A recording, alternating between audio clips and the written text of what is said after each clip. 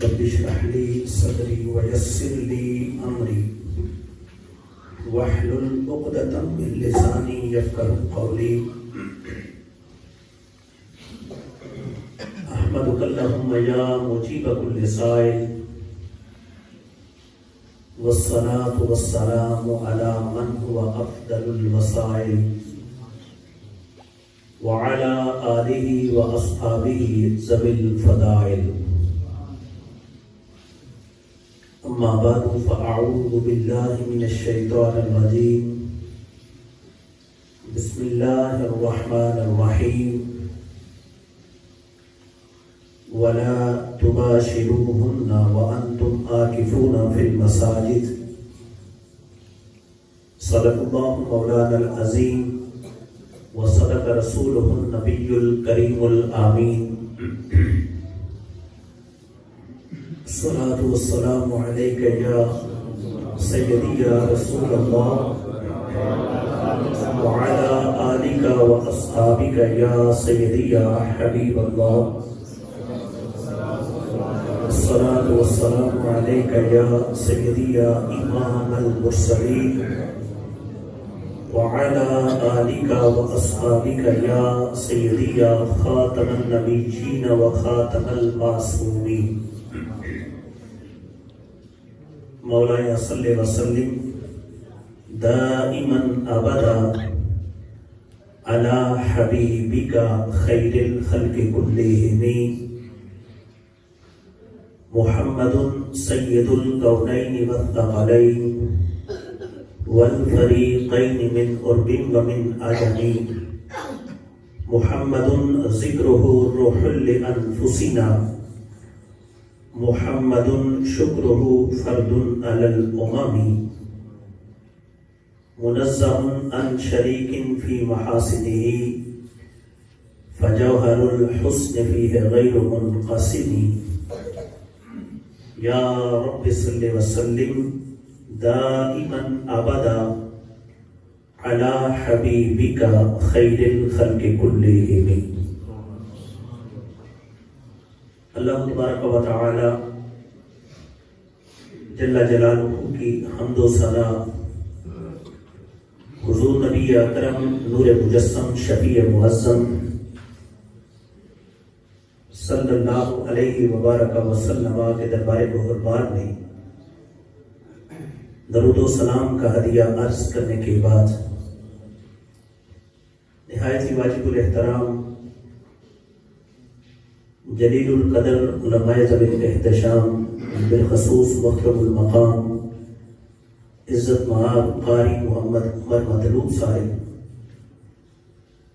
حافظہ اللہ تعالی معزز و محتشم سامعین و ناظرین کرام رب ذوالجلال کے فضل اور توفیق سے آج ہم تمامی احباب کو ماہ رمضان المبارک کے عشرہ مغفرت کی 8ویں صبح اور مجموعی طور پر 18ویں سحری کے بعد تسلسل کے ساتھ درس قرآن کی اس نشست میں مل کر بیٹھنے کی توفیق حاصل ہو رہی ہے۔ دعا ہے کہ اللہ رب العزت مسجد حاضہ کی انتظامیہ کی ان کوششوں کو اپنی بارگاہ میں قبول فرمائے۔ آج کی ہماری اس نشست کا جو عنوان ہے وہ ہے کہ اعتکاف یاد الہی کا ایک ذریعہ ہے، کیونکہ ایک دن باقی ہے بیچ میں اور اس سے اگلے دن پھر اعتکاف کا سلسلہ شروع ہو جائے گا۔ اعتکاف اللہ تبارک و تعالی جل وعلا نے اس امت کو ایک تحفہ عطا فرمایا۔ پہلی امم کے اندر بھی اعتکاف کی کچھ نہ کچھ صورتیں موجود تھی، لیکن جس انداز میں اللہ تبارک و تعالی جل وعلا نے اس امت کو اعتکاف کی دولت سے مالا مال کیا، یقیناً یہ اس امت کا ایک امتیازی پہلو ہے اور اس کی ایک امتیازی شان ہے۔ قرآن مجید فرقان حمید میں اللہ تبارک و تعالی نے کئی ایک مقامات پر اعتکاف کے حوالہ سے ذکر کیا، جیسا کہ قرآن مجید کے ایک مقام پر اللہ تعالیٰ نے ارشاد فرمایا کہ ہم نے ابراہیم علیہ السلام اور اسماعیل علیہ السلام سے اس بات کا وعدہ لیا ان طہر بیتی للطائفین والعاکفین والرکع السجود، کہ ہم نے ان سے وعدہ لیا اس چیز کا کہ بیت اللہ شریف کو یہ ستھرا رکھیں۔ کس کے لیے؟ پہلے نمبر پر طواف کرنے والوں کے لیے، اور دوسرے نمبر پر اعتکاف کرنے والوں کے لیے، اور تیسرے نمبر پر رکوع و سجود کرنے والوں کے لیے۔ بیت اللہ شریف کو یہ ستھرا رکھیں۔ پھر اعتکاف کے دیگر بہت سارے مراحل جو ہیں جن کو ذکر کیا گیا۔ اعتکاف کا بنیادی پہلو کیا ہے کہ انسان اپنے آپ کو کچھ وقت کے لیے بعض ایسے معاملات سے روک لے کہ جن معاملات کو روکنے کی وجہ سے انسان کو اللہ کی بارگاہ کا قرب میسر آ جائے۔ یہ ہے اعتکاف، یعنی خود کو روک کے رکھنا، معکوفاً اپنے آپ کو ٹھہرا لینا، روک لینا، تاکہ برکت جو ہے وہ انسان کو حاصل ہو جائے۔ اعتکاف کے کئی پہلو ہیں۔ جس وقت ہم ان پہلوؤں کو دیکھتے ہیں، اس میں جو اعتکاف ہمیں ملا، اس امت کو، امت محمدی صلی اللہ علیہ وسلم کو جو اعتکاف ملا ہے، یقیناً اس اعتکاف کے اندر بہت زیادہ اس امت کے لیے شان ہے، برکت ہے اور رحمت ہے۔ رسول اکرم نور مجسم شفیع معظم صلی اللہ علیہ وسلم کے درجہ شرابین اس پر موجود ہیں۔ غنیت الطالبین جو کہ حضور غوث پاک رضی اللہ تعالی عنہ کی طرف منسوب کتاب ہے، اور اس کی نسبت جو ہے وہ بھی بعض ہمارے محقق علماء نے اتھینٹک بیان کی ہے، کہ اس میں آپ نے اعتکاف کو جس انداز میں بیان کیا وہ کیا ہے۔ آپ فرمانے لگے کہ الاعتکاف ہوا حبس النفس فی مکان مخصوص ولزوم الشیء والمداومۃ علیہ۔ آپ فرماتے ہیں کہ اعتکاف کیا ہے، تو اعتکاف کی تعریف کرتے ہوئے آپ نے یہ ارشاد فرمایا کہ اعتکاف یہ ہوا حبس النفس، اپنے آپ کو روک لینا، فی مکان مخصوص، مخصوص جگہ میں اپنے آپ کو روک کے رکھنا، ولزوم الشیء والمداومۃ علیہ، اور اس پر 10 دنوں تک مداومت اور ہمیشگی اختیار کرنا، یعنی اپنے آپ کو روکے رکھنا اور 10 دنوں تک اس پر ہمیشگی اختیار کرنا، یعنی مسلسل اس کو اختیار کرنا، یہ جو ہے یہ اعتکاف ہے۔ اسی انداز میں جس وقت رسول اکرم نور مجسم شفیع معظم صلی اللہ علیہ وسلم کا ایک امتی اعتکاف کرتا ہے، تو اس کو ابن رجب حنبلی جو ہیں انہوں نے بڑے خوبصورت انداز میں ذکر کیا۔ آپ فرمانے لگے کہ اعتکاف یہ ہے قطع العلائق عن الخلائق۔ اعتکاف کا مطلب بیان کرتے ہوئے، یعنی آج کے ہمارے اس معاشرتی دور میں جو اعتکاف کا کنسپٹ شروع ہو چکا ہے، یہ جو ہے یہ اعتکاف کی اغراض و مقاصد کے بالکل خلاف ہے۔ یعنی ہماری مساجد میں اس دور میں اعتکاف کا جو کنسپٹ چل پڑا ہے کہ ینگ جنریشن کا اعتکاف کی طرف مائل ہونا اور پھر دنیاوی گفت و شنید کے اندر مصروف رہنا، پھر وہاں پہ دوستوں کا آنا ملاقات کے لیے، یہ جو ساری صورتحال ہے، اعتکاف کے اغراض و مقاصد جو ہیں وہ اس سے پورے نہیں ہوتے۔ ابن رجب حنبلی جو ہے انہوں نے اس چیز کو بیان کیا، آپ فرمانے لگے کہ اعتکاف یہ ہے کہ قطع العلائق عن الخلائق، کہ مخلوقات سے اپنے تعلقات جو ہیں ان کو منقطع کرنے کا نام اعتکاف ہے۔ مطلب کیا ہے کہ مخلوقات سے اپنا تعلق کاٹ لو اور للاتصال بخدمت الخالق، تو اپنے خالق کے ساتھ اپنا جو تعلق ہے اس کو مضبوط جوڑ لو، اس کا نام اعتکاف ہے۔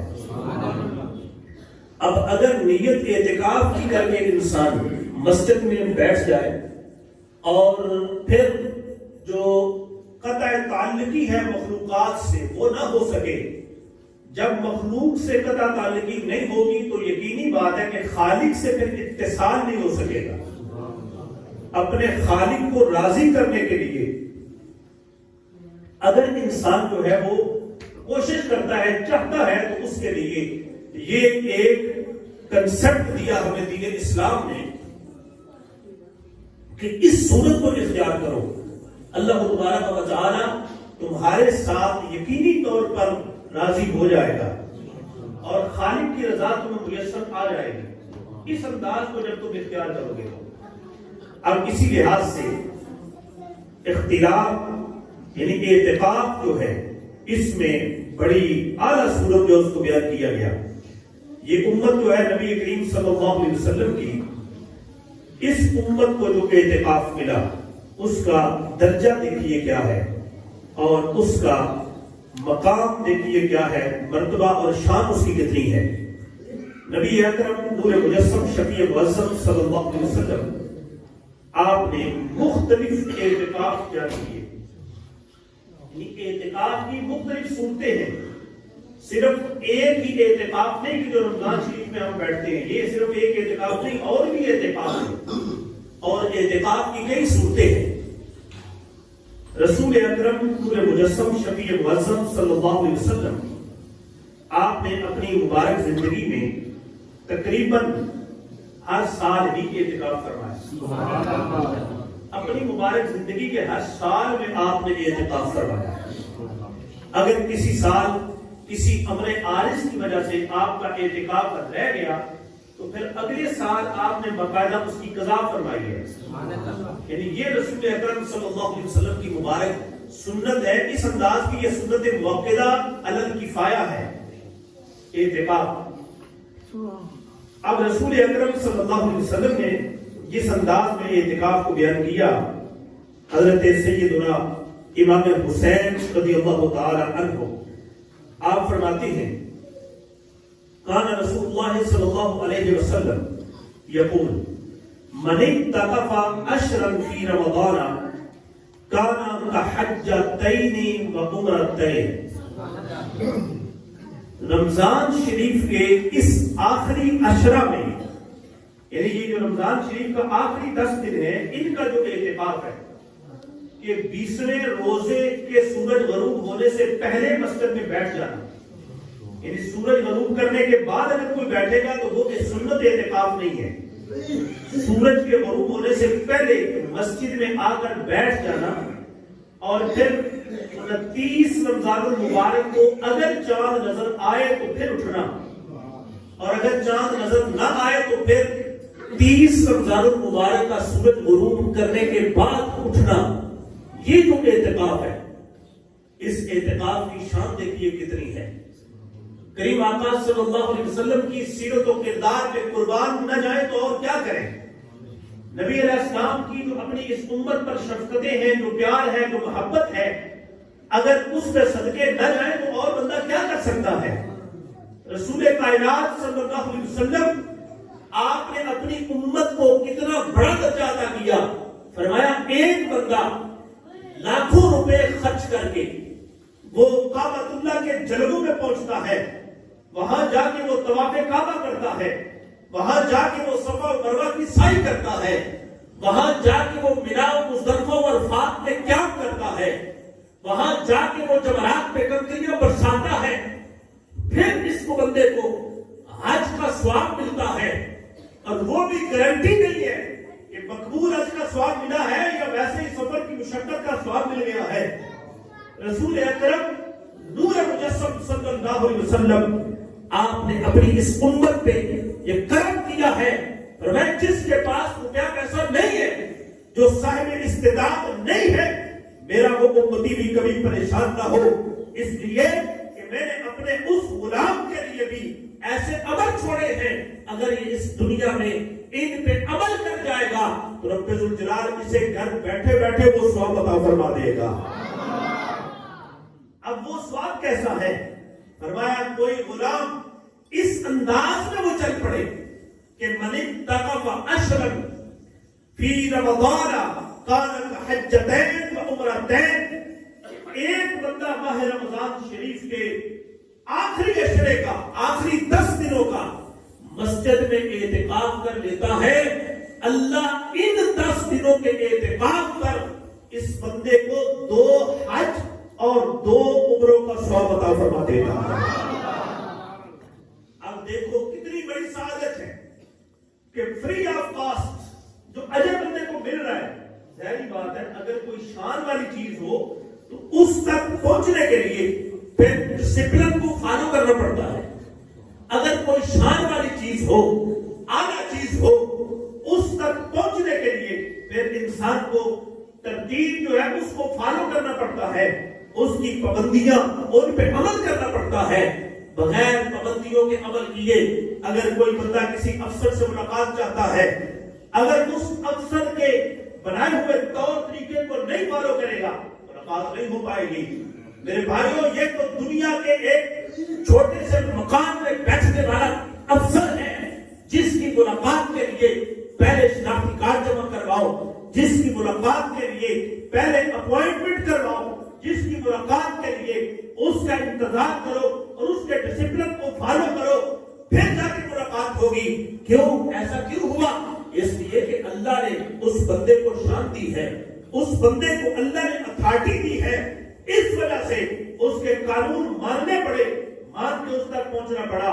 میرے بھائیوں یہ دنیا کا افسر اگر اس کو تھوڑی سی اتھارٹی ملے تو اس کو ملاقات کے لیے قاعدے قانون کے مطابق جانا پڑتا ہے، تو وہ خالق، وہ مالک جو کل کائنات کا خالق ہے، جو کل کائنات کا مالک ہے، اس مالک کی بارگاہ میں اگر انسان کوئی ملاقات کا شوق رکھے، اس خالق سے اگر کوئی انسان اپنا تعلق استوار کرنا چاہے تو سوچو تو صحیح، کیا اس خالق کی بارگاہ میں جانے کے لیے کوئی قاعدہ قانون نہیں ہوگا؟ کیا کوئی ڈسپلن نہیں ہوگا؟ پتہ یہ چلا کہ اگر اعتکاف کرنے پر اتنا اجر بندے کو ملتا ہے تو اس اجر کو پانے کے لیے کچھ قاعدے قوانین جو ہیں ان کو بھی ماننا پڑتا ہے، ان کو مان کے چلیں گے تو یہ سارا اجر بندے کو میسر آ جائے گا، اور اگر قاعدے اور قوانین جو ہیں ان کو فالو نہیں کریں گے تو پھر محض مسجد میں بیٹھ کے اٹھ جانے سے اور کچھ بھی حاصل نہیں ہو پائے گا۔ اس لحاظ سے رسول اکرم صلی اللہ علیہ وسلم آپ نے فرمایا جو بندہ مسجد میں اعتکاف کرتا ہے تو اللہ اسے 2 حج اور 2 عمروں کا ثواب عطا فرماتا ہے۔ یہ اس اعتکاف پر ہے جو 10 دن کا سنت اعتکاف ہے، کہ اگر پورے محلے میں سے ایک بندہ بھی کر جائے تو پورے محلے پر سے وبال کٹ جاتا ہے، اور اگر کوئی ایک بھی نہ کرے تو اس سنت مؤکدہ کا جو وبال ہے اس کو ترک کرنے کا وہ سارے محلے والوں پر پھر نازل ہوتا ہے۔ اعتکاف انسان کو کرنا چاہیے، اس میں بڑی برکت ہے اور اس میں بڑی لذت ہے۔ اگر ہم یہ سوچ رہے ہیں کہ اب ہماری مصروفیات کتنی ہیں، ہمیں اتنا وقت نہیں مل رہا، یا ہماری کوئی ملازمت ایسی ہے، ہمارا کاروبار ایسا ہے کہ جس میں سے ہمیں 10 دن کی چھٹی نہیں مل رہی، اب ہم اس اجر سے محروم رہیں گے ساری زندگی، یہ اجر ہم کیسے پائیں؟ تو نبی اکرم صلی اللہ علیہ وسلم نے اپنی امت پر کمال کی شفقت فرمائی ہے۔ آقا دو جہاں صلی اللہ علیہ وسلم آپ ارشاد فرمانے لگے، اس کو بھی حضرت امام علی مقام امام حسین رضی اللہ تعالی عنہ آپ نے روایت کیا۔ آپ فرماتے ہیں من اعتکف ما بین المغرب والعشاء، صرف اتنا سا اعتکاف ہے، مغرب کی نماز مسجد میں پڑھی، اب اعتکاف کی نیت کر کے مسجد میں بیٹھ گیا، عشاء کی نماز مسجد میں پڑھی، اس کے گھر چلا گیا، اتنا سا اعتکاف کیا بندے نے، نیت کر لی اعتکاف کی، فی مسجد جماعہ، ایسی مسجد میں کہ جس میں جماعت کے ساتھ نماز ہوتی ہو، لم یتکلم الا بصلاۃ وقرآن۔ اب یہ جو قاعدہ ہے، یہ شرط ہے کہ اس نے مسجد میں مغرب سے عشاء تک کا اعتکاف کیا اور اس دوران کسی قسم کا کوئی کلام نہیں کیا۔ اگر کیا ہے تو کیا کیا ہے؟ نماز نفل پڑھے ہیں یا قرآن کی تلاوت کی ہے، یہ دو کام اس نے کیے ہیں۔ کانا حقا علی اللہ، اس بندے کی طرف سے اللہ پر یہ حق لازم ہو گیا، یعنی اللہ نے اپنے اوپر لازم کر دیا اس بندے کے لیے۔ کیا میں لازم یہ کیا؟ این یبنی اللہ قصرا فی الجنہ، کہ اللہ اس بندے کے لیے جنت میں ایک محل تیار کر دے گا۔ اب دیکھو، یہ تو روزانہ بندہ کر سکتا ہے، یعنی مغرب کی نماز مسجد میں پڑھی جماعت کے ساتھ۔ عمومی طور پر مساجد کے اندر مغرب کی نماز کے بعد ائمہ مساجد جو ہے وہ نازلہ قرآن پاک کی کلاسیں لیتے ہیں۔ ہم بڑے ہو گئے تو کیا ہے؟ اگر قرآن نہیں پڑھا ہوا، ہم بڑے ہو گئے تو کیا ہے؟ آج بھی تو قرآن پورا ہے، آج بھی تو قرآن پڑھ سکتے ہیں۔ مسجد میں بیٹھ جائیں، مسجد میں قیام کریں، مسجد میں نفل پڑھیں، قرآن کی تلاوت کریں، قرآن پڑھنا سیکھیں، ساتھ میں نیت اعتکاف کی کر لیں، ہر روز کریں، تو سوچیں کل قیامت کے دن اللہ کتنے محل جنت میں عطا فرما دے گا۔ یہ انداز اعتکاف ہے، لیکن شرط کیا ہے؟ اب اس اعتکاف میں یہ شرط ہے، لم یتکلم، کوئی اس نے کلام نہیں کیا، کوئی فضول گوئی نہیں کی، کوئی بات نہیں کی اس نے دنیا کی، صرف قرآن پڑھا یا اس نے نماز پڑھی ہے، تو اس شرط پر عمل اس نے کیا، اللہ نے اس بندے کو اجر یہ عطا فرمایا کہ جنت میں اس کے لیے محل بنا دیا۔ نبی اکرم نور مجسم شفیع معظم صلی اللہ علیہ وسلم آپ نے ایک اور اعتکاف کو بھی بیان کیا، اور وہ اعتکاف کیا ہے؟ آقا دو جہاں صلی اللہ علیہ وسلم آپ ارشاد فرمانے لگے، من اعتکف یوما ابتغاء وجہ اللہ۔ اب ایک بندے نے ایک دن کا اعتکاف کیا، پورے ایک دن کا۔ اب یہ سنت اعتکاف تو نہیں ہے، یہ نفلی اعتکاف ہے، ایک پورے دن کا اس نے اعتکاف کیا۔ اب اس ایک دن کے اعتکاف کا مقصد کیا تھا؟ اس کی غرض کیا تھی ایک دن کے اعتکاف کی؟ فرمایا غرض یہ ہے، ابتغاء وجہ اللہ، صرف اللہ کی رضا کو ڈھونڈنے کے لیے کہ میرا مالک مجھ سے راضی ہو جائے، اس غرض سے اس بندے نے ایک دن کا اعتکاف کیا۔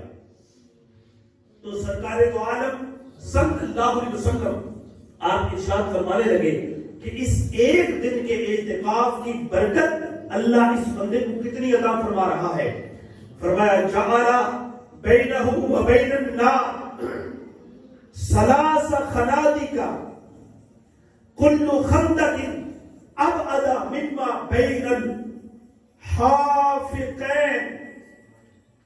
نبی علیہ السلام فرماتے ہیں ایک دن کا اعتکاف صرف اس غرض سے کہ میرا مالک مجھ سے راضی ہو جائے، اس نے کیا، اللہ نے اسے اتنا بڑا اجر عطا کیا کہ جعل بینہ و بین النار ثلاث خنادق، اس بندے اور جہنم کے درمیان اللہ نے 3 خندقوں کی دوری فرما دی ہے۔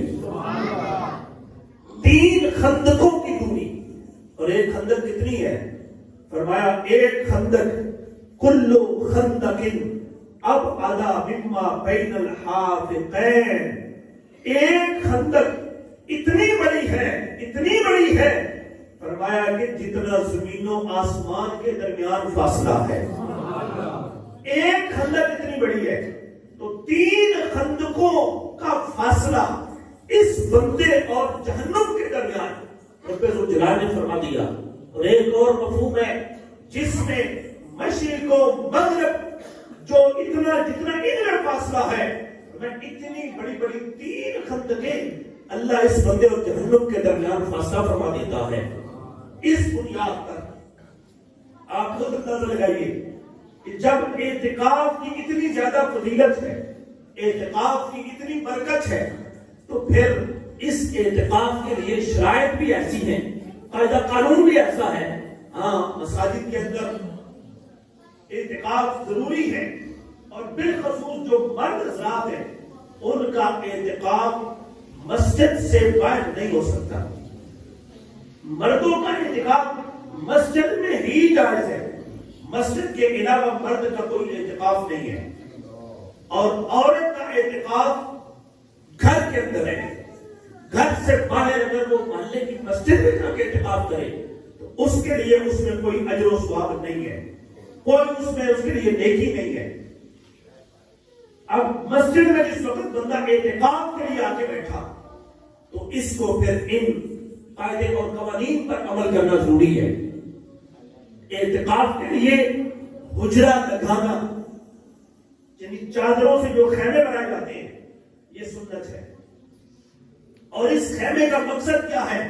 تاکہ انسان جو اس کو تنہائی کا احساس ہو، تنہائی اس کو محسوس ہو، اور جب اسے تنہائی محسوس ہوگی پھر انسان کو اس مقام پہ اپنی قبر کی یاد آئے گی، پھر اس کا خالق کے ساتھ تعلق مضبوط ہوگا. یہ مقصد ہے خیمہ لگانے کا. اور خیمہ لگانے کے بعد چہرہ ڈھانپنا یہ ضروری نہیں، لیکن علامتی طور پر بندہ چہرے پہ کپڑا ڈال لے تاکہ آنے والوں کو یہ پتہ چل جائے کہ یہ بندہ معتکف ہے. لہذا اس کے ساتھ ہم نے کسی قسم کی کوئی فضول بات نہیں کرنی. معتکف بندہ اپنی ضرورت زندگی کو پورا کرنے کے لیے، جو اعتکاف کے لیے ضرورت ہے اس کی، اس کو پورا کرنے کے لیے یہ ضرورت کے مطابق گفتگو کر سکتا ہے. یعنی چپ رہنے کو ثواب سمجھنا یہ جائز نہیں ہے کہ بالکل اب چپ کر کے یہ بیٹھ جائے گا یہ ثواب ہے. ہاں، دینی گفتگو کرنا، درس و تدریس کرنا، قرآن کسی کو پڑھانا یا حدیث کسی کو پڑھانا، فقہی مسائل بتانا، یہ جائز ہے. دنیاوی گفتگو کرنا فضول کی جو ہے وہ جائز نہیں ہے ہرگز. اس سے اعتکاف کی برکت بھی ظاہر ہو جاتی ہے، اور جو مسجد میں رکنے کا ثواب ہے دنیاوی گفتگو کی وجہ سے، مسجد میں رکنے کا جو ثواب ہے اس سے بھی بندہ محروم ہو جاتا ہے. لہذا ان باتوں سے گریز کر کے جب انسان اعتکاف کرتا ہے اللہ کی رضا کے لیے تو یقینی طور پہ رب ذوالجلال پھر بندے کو اپنی رضا ضرور بالضرور عطا فرماتا ہے، اور پھر انسان پہ کرم ہوتا ہے، اللہ کی رحمت پہ نزول ہوتا ہے، اور اس اعتکاف کی وجہ سے بندہ اللہ کے قرب میں پہنچ جاتا ہے. کتنا بڑا اس کا اجر ہے اور کتنا بڑا اس کا ثواب ہے، یہ بات عرض کر کے اپنی بات کو ختم کرتے ہیں. نبی اکرم نور مجسم صلی اللہ علیہ وسلم آپ کی بارگاہ میں ایک صحابی آئے، حضرت عثمان بن مظعون رضی اللہ تعالی عنہ. عرض کرنے لگے یا رسول اللہ صلی اللہ علیہ وسلم، میں کچھ باتوں کی اجازت طلب کرتا ہوں آپ سے، مجھے آپ اجازت دے دیں. اور اجازت طلب کرنے کا مقصد کیا ہے کہ میں اللہ کے نزدیک ہو جاؤں. ان میں سے پہلی بات کیا ہے؟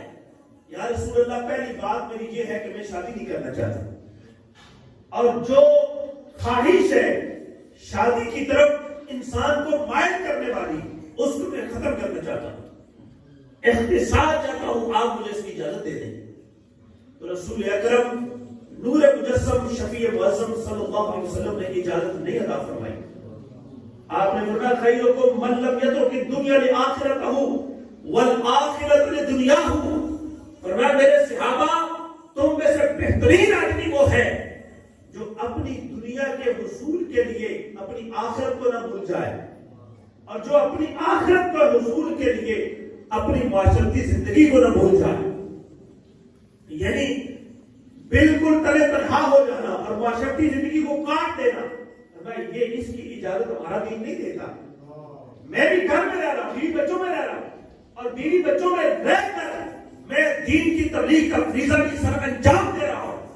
میری اس زندگی کو دیکھو اور اس کے مطابق تم اپنی زندگیوں کو ڈھالو، اس میں تمہارے لیے برکت ہے، اس میں تمہارے لیے اجر ہے۔